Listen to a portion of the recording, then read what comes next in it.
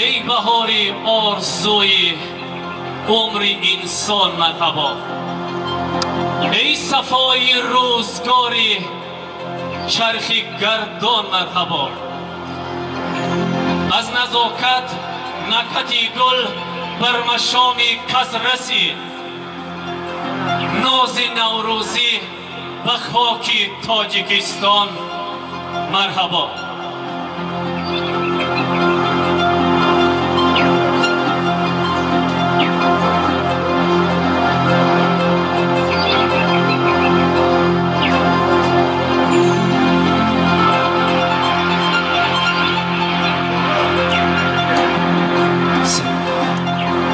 Весна царица к нам пришла в Навруз, в страну таджиков, где венцы несут.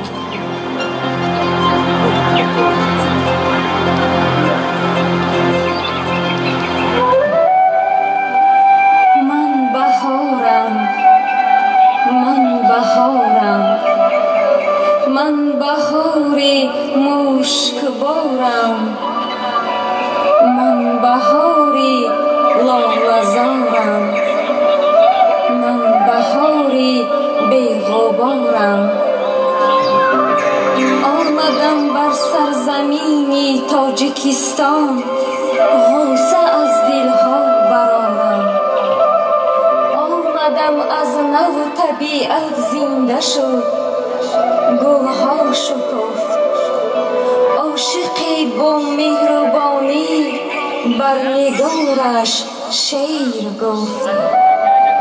من بهارم، آمدم دامن کشان با دامنی سبز. زان آمدن هایم زمین و روی عالم سبز و خرم شد.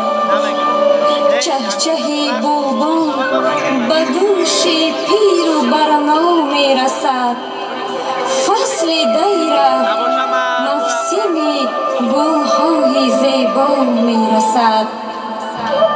دهقان بر سوی صحرا دانه‌کاری می رود تا که خلق روی عالم را به سری نام دهد.